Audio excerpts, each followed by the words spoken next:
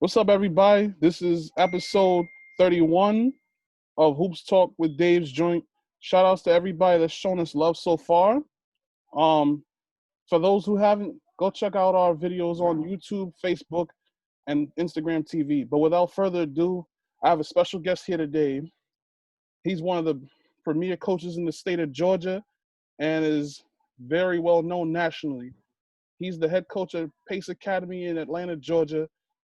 I give you Coach Sharman White. Coach, thank you for coming on to share your story and your testimonial. Oh, thank you, man. Thank you for having me. Indeed. So let's kick this off right. So my first question for you is, what is Coach Sharman White's philosophy? Coaching philosophy, I should say.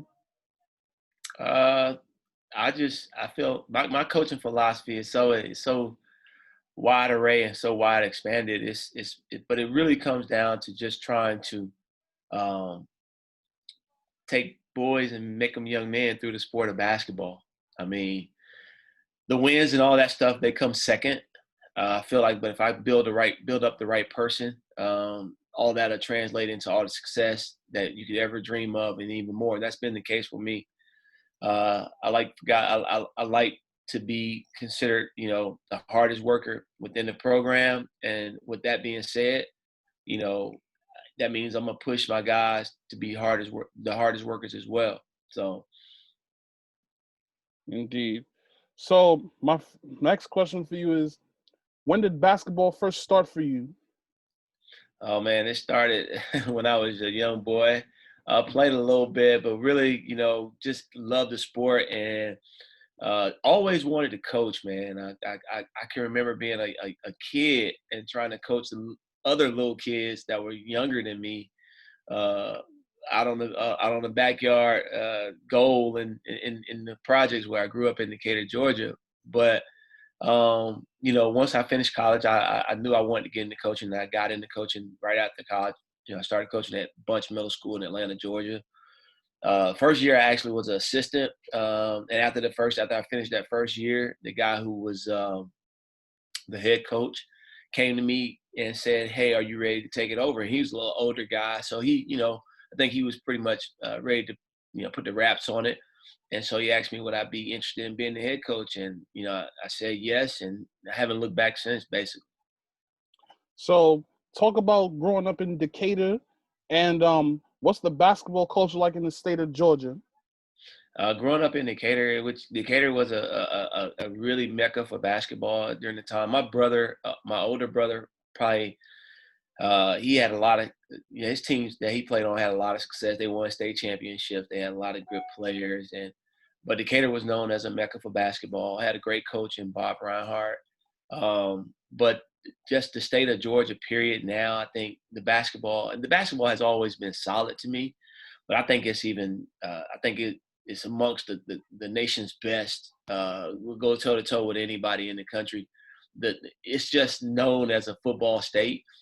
It's the SEC country, and everybody loves the pigskin around here. But the basketball can compete at any level with anybody nationally. As a kid, like what tournaments did you enjoy playing in? Just basic AAU tournament. Well, it wasn't really called AAU then. It was just kind of like summer ball and rec league, everything you could play, anything. Shit, on the blacktop. We consider that playing games on the blacktop. Yeah. So what high school did you go to, and how was your high school career? I went to Decatur High School. High school career was, average at best, not great. I don't sit here and profess to be like the greatest player or what have you. I don't, want nobody to think that that's what it was about for me. But it was a great opportunity just to learn and know that I love the sport. And so, I was fortunate enough to be able to do it for a little while and go from there. So then you went to Georgia Southern University for 4 years. Talk about that experience. It was a limited experience at that. Did the walk-on thing for a year, and it really didn't turn out the way I wanted it to turn out. But still loved the game. Made some bad decisions during the time, but once I figured out what I wanted to do, it was easy for me to go ahead and get my career started in coaching and get that going, get that part of it going. And I always knew I wanted to stay close to basketball in some form or fashion. So when you went to Coppin State, were you a grad assistant at the school? No, I just did my master's at Coppin State. I didn't actually, do anything there, physically. I just did my master's there. Got you. So you went to Carver High School. Talk about your time there. Carver was again, like I did 6 years of middle school head coaching, and I was assistant at the high school level, the school that actually my middle school fed into, which was Durr High School. And so I got my first opportunity at Carver. It was the stepchild of the system. They had not won. They had fallen on hard times. They had been a good team back in the '60s or what have you. They had a great coach, Monk Jones, and they just had fell on hard times. I mean, the school was literally like, it was the place nobody wanted to go, nobody wanted to be there, and I didn't really want to be there just on the outset, but I was, conferring with my mentors and guys that I trusted, and they said, hey, this is a great opportunity for you just to get your feet wet as a head high school coach, because I had been a middle school coach and, like I said, a high school assistant, but it was my first high school head job, and, I took it on, and my first year there, we went 11-17, but the thing was we came within 2 games of winning the state championship.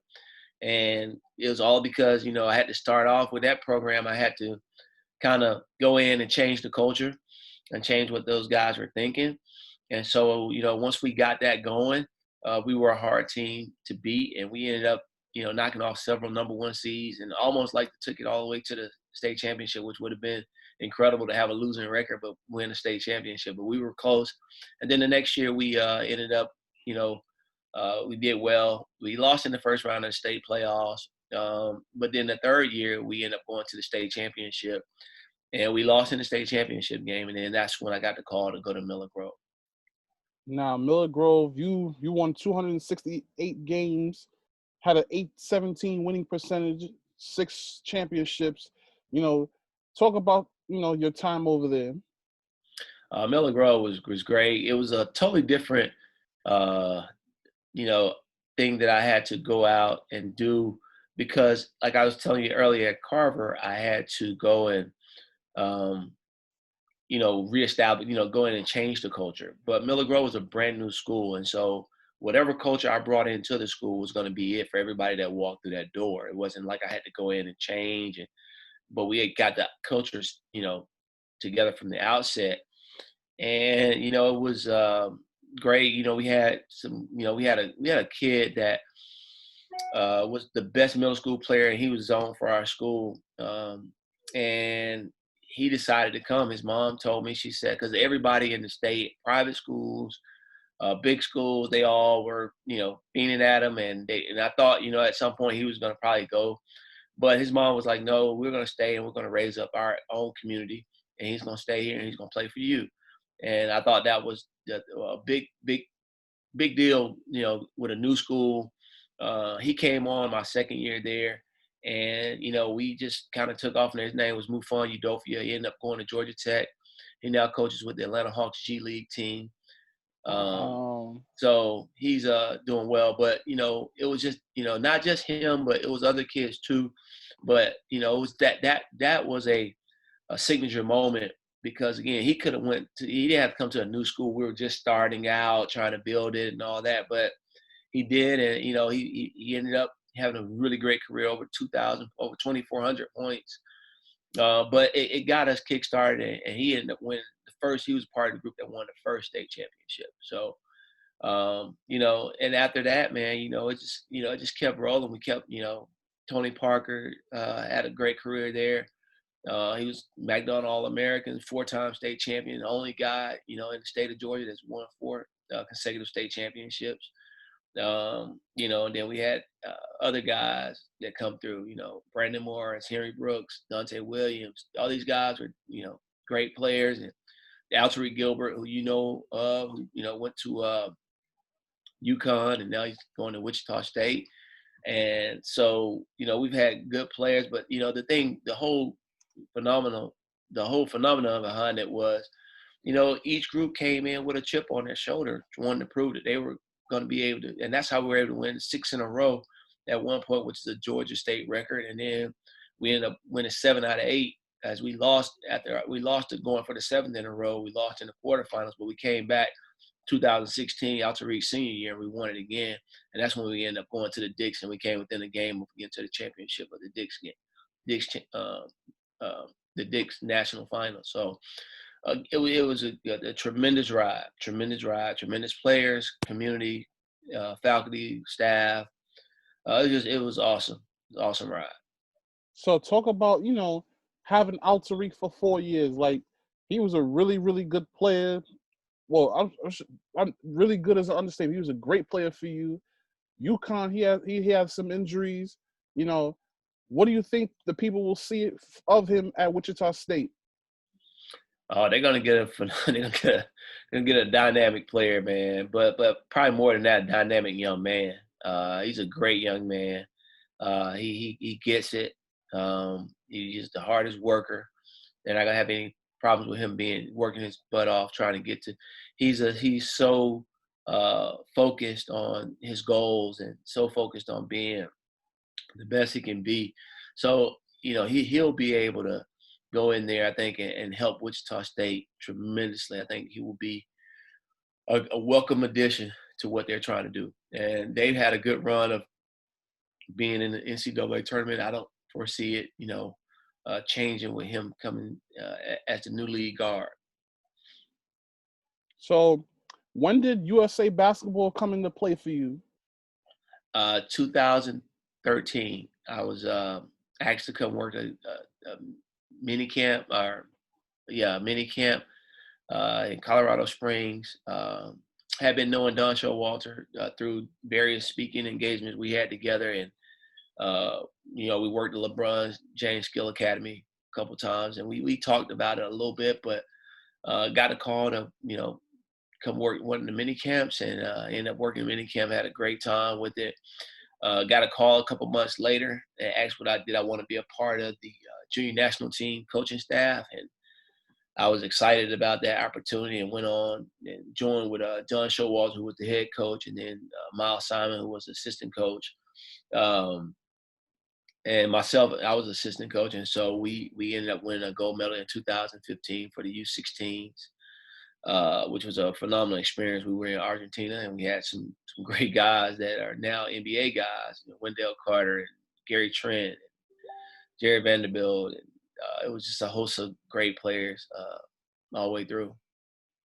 So how does it feel to have, been able to coach all these great talents and at USA basketball, and how many gold medals have you won since you've been with them?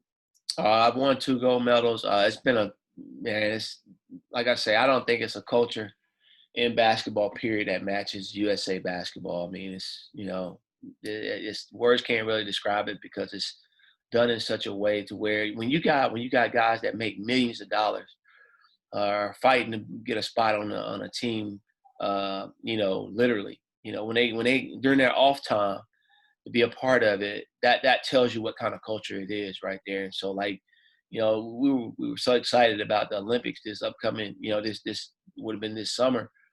Because the team was going to be really, really good, because all the guys that, didn't play in the Worlds because, they didn't want to give up 2 summers back to back, which is understandable, especially those guys that play late into the season, like in June, like LeBron James of the world. They're playing in June.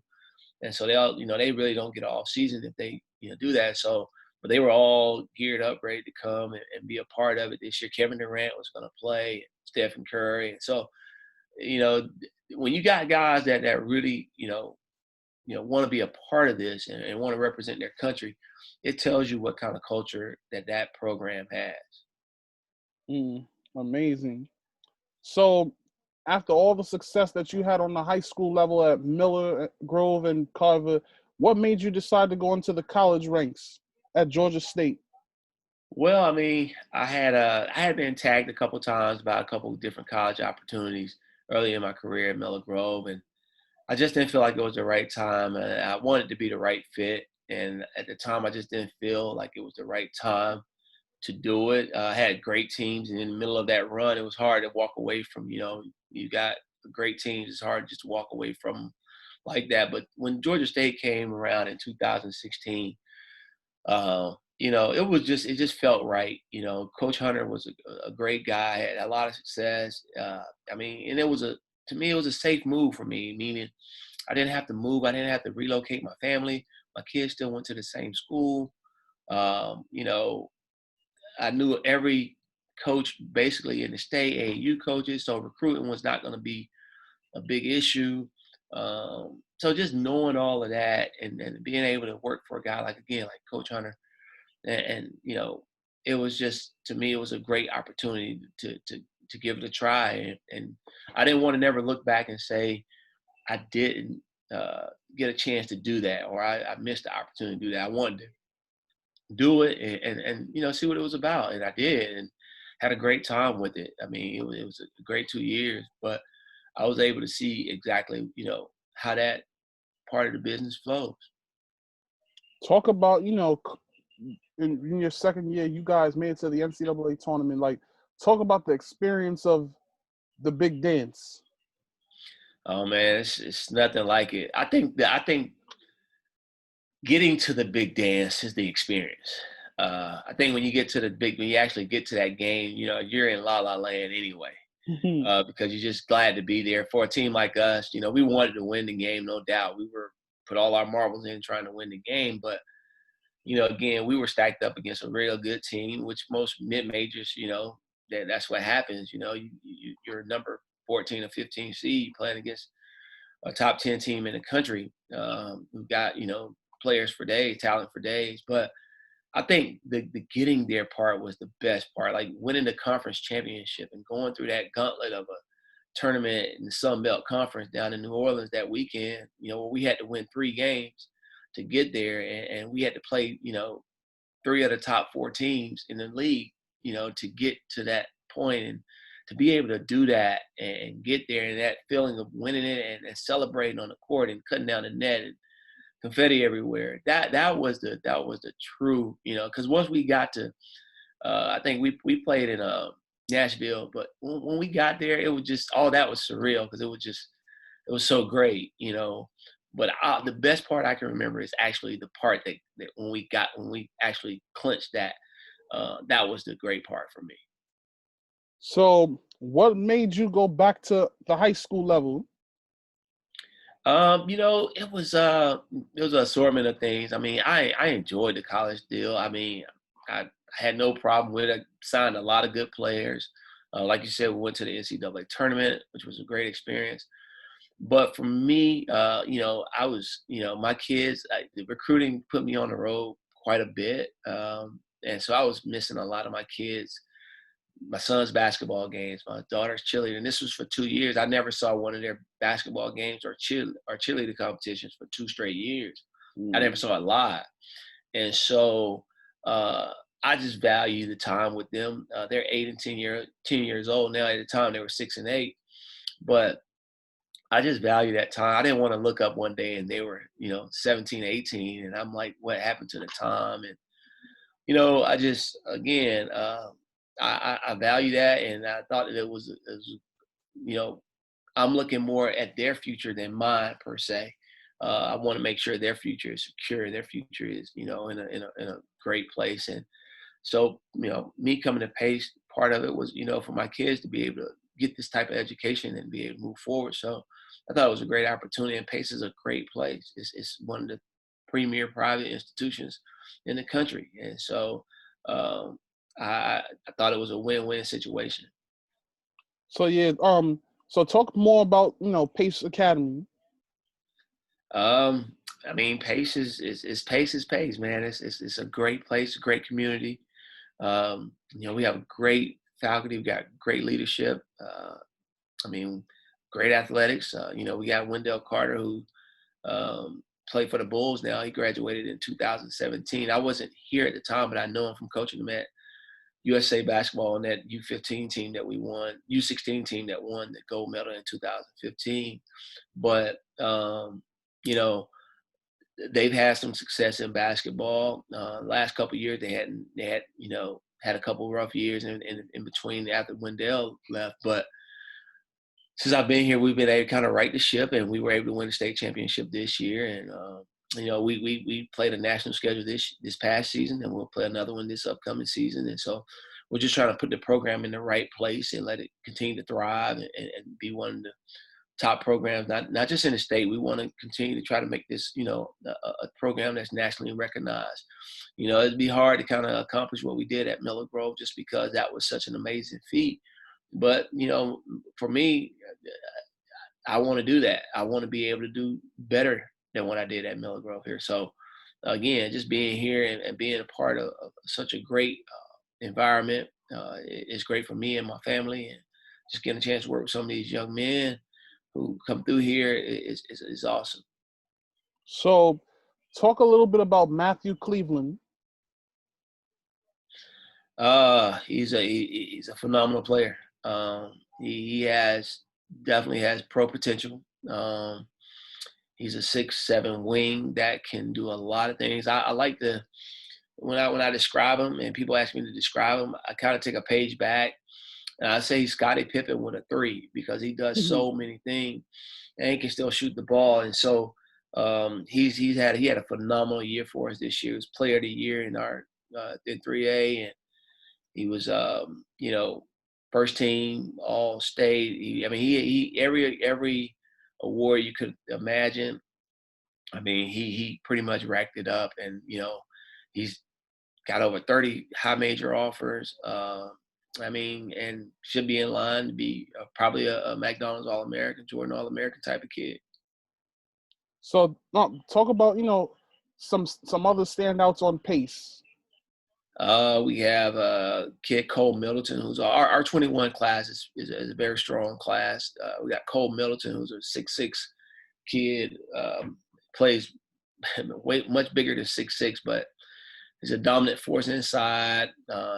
Heck of a defender, elite rebounder, and a great kid. And he has a motor and plays extremely hard. His offers are starting to pick up every day. He's picked up an offer from Presbyterian, already hold offers from Siena, College of Charleston, Georgia State. So he's just picking up more steam as it goes, and he hasn't even played in the spring yet because with everything going on. But he probably have even more offers than that because he had a lot of momentum going into it after the season. He was big key to us winning it all this past season.